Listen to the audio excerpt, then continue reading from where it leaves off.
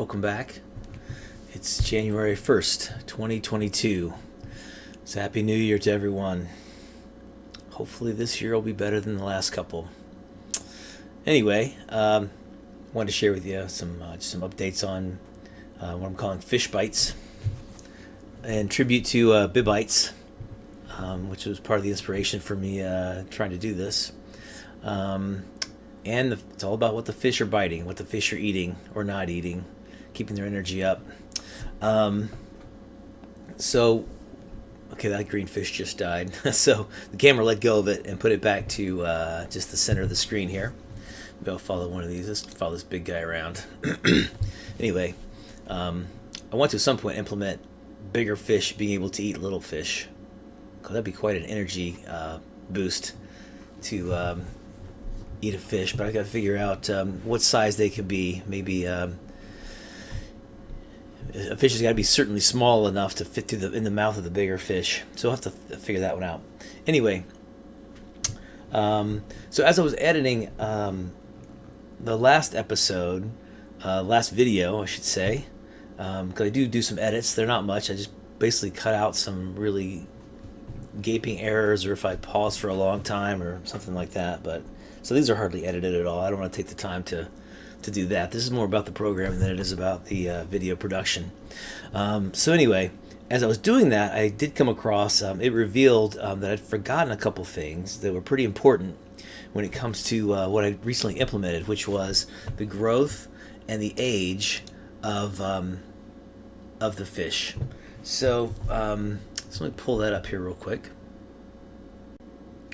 So for my age method in my fish script, I already had this piece right here for calculating the age of the seconds, and it included this dividing by the slowdown factor of the simulation. It's the time scale when I slow the simulation down or speed it up. What I'd forgotten to do was include a similar scaling in the ageEnergyIncreaseScaler here. So the result was, even though I was running the simulation maybe much slower than full speed, the energy age scaler was still ticking away at like as if it was going full speed. So these things were like dying faster than they needed to. So I added that in here to keep everything consistent. And similarly, I'm going to find growth here. Same kind of thing happened with growth. Let me see which ones I had done here. Actually, for I think maybe for both of these I'd forgotten to include it. So the growth was independent of the time scale there for a while. So that's not good. So I've actually added had to add the time scale into all three of these lines of code. So for one thing, the fish size is increasing by the delta, but it's the delta divided by the slowdown factor there. And similarly, the growth energy also is decreased by the slowdown factor. So that way it's growing more slowly if the slowdown factor is slowed down, and it's using less energy then because we're growing more slowly, so it should use less energy. And also the amount that it grows each increment was set to this constant that I found out was a decent number, decent fitting number. But then I realized that's that number might be, I need to scale that number down too if I'm slowing things down. So I don't need that number to be going out of whack either. So all those things done, found those and caught those by actually going back through my videos that I was editing my previous videos. So I guess there's some use to me doing these videos even to myself. And in saying that, I'll also add in, it's useful for me to do these videos also just because it forces me to talk about this stuff out loud, so it's not just all in my head. It makes me form the words, and form the sentences to explain it. And doing that makes you understand something at a deeper level than if you just kind of have it all in your head. And I found this in a lot of things in my life where I could quite easily do algebra, for instance, But it wasn't until I started teaching some algebra at some local colleges that I realized, man, I can do it, but explaining it and explaining it in a clear way is a whole different skill. And not only that, by learning to explain it, I gain to understand it at even a deeper level myself. So a lot of benefits to doing that. And gosh, when you have a job and you have to explain what you're doing to other people, well, this is great practice for that too. So I think I'm getting a fair bit of benefit from taking the time to do these, even if few people watch them. So that's that. So I also do need to mention this because I talked about it in a previous video where there was a big problem where fish were being born. They had plenty of energy when they were first born. Then they would grow so fast that they would actually die because they were not eating enough to have grown. They were just growing by a timer essentially. And so they weren't having enough energy. Therefore, they didn't have enough energy to keep the bigger body going because they were then dying off really fast. So that was a problem. So I needed to change that so that a fish wouldn't grow unless it really had the energy reserves to be able to pull it off. So what I added to do that was right here at the beginning of the growth script, I check the energy level of the fish. And if the energy level is less than half the max energy, then I will kick it out of growth mode essentially. So I notice I set the growth energy scaler back to 1, because over 1 means it's growing and it's taking more energy than normal. It's a multiplier. So if the growth energy scaler is set to 1, we're multiplying it by 1 and it doesn't change anything. So when it's not growing, the scaler is set to 1. And it will continue to not grow until the energy level of the fish reaches the halfway mark of the amount of energy that it has. And then when it gets there, then it says, okay, I can go through a growth method right here, and it'll grow for a while, then it'll stop growing once energy falls below half. Give it time to catch up on its energy. Hopefully it'll grow, the mouth will get wider, it'll take bigger bites of things, get more energy from that, and then be able to grow even bigger. So that's how I took care of that, the baby fish growing too fast and dying as a result of that. And then the most important feature that I've added just today was the reproduction script, which before just said it said did a random number, and 5% of the time when it hit the random number, it would lay an egg. So about 1/20th of the time per second, I should say. This happens this method is called once per second. So about 1/20th, about once every 20 seconds, it would lay an egg just randomly. That doesn't make a lot of sense. So I've instead created this method. Let's walk through it here real quick.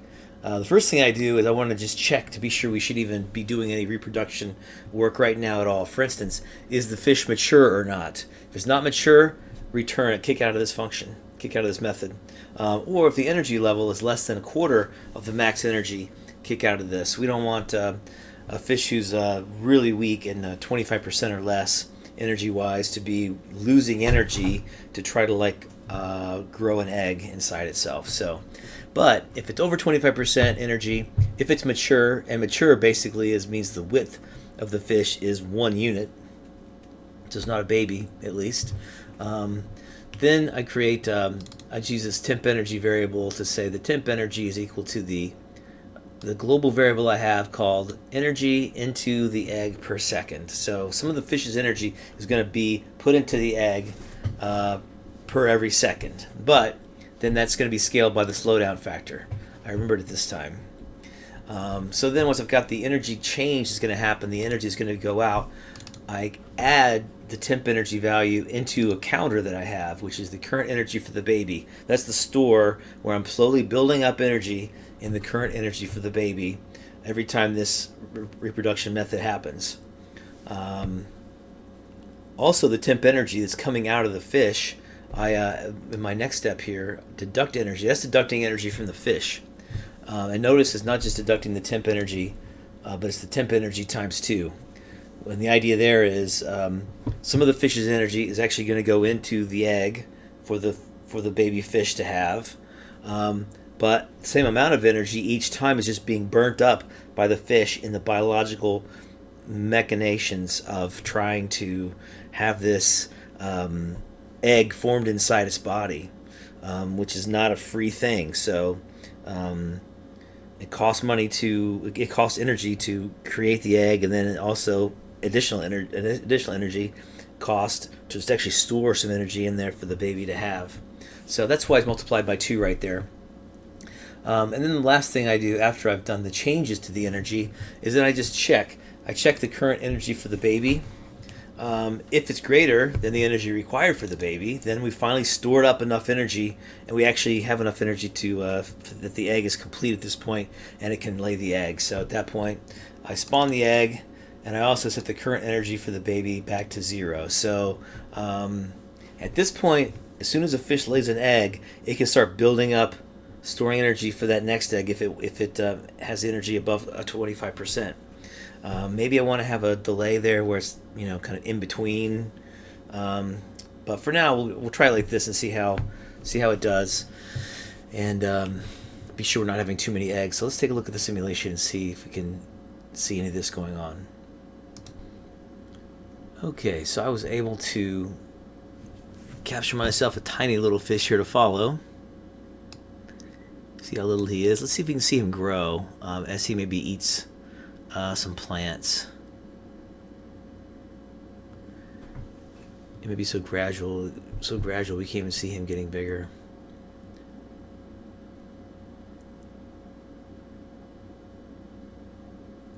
I think I just saw him bump up a little bit there. Because we're not animating the growth, so once they grow, they just jumped up again. I think when he ate that plant, these fish getting in the way are a problem. One thing I want to do is when a fish hits another fish on the side, I think I might have that fish bite him.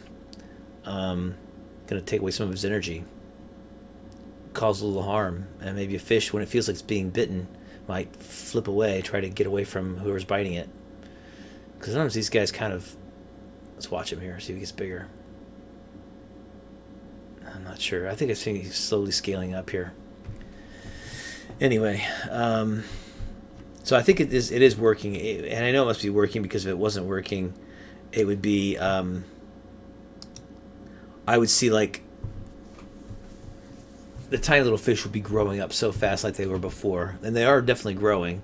Otherwise, I'd have a ton of little tiny fish that weren't growing at all. So they're definitely growing, and they're growing more gradually, more naturally, and they're growing in such a way that they're not growing so fast that they die for lack of energy. So that's where we are today.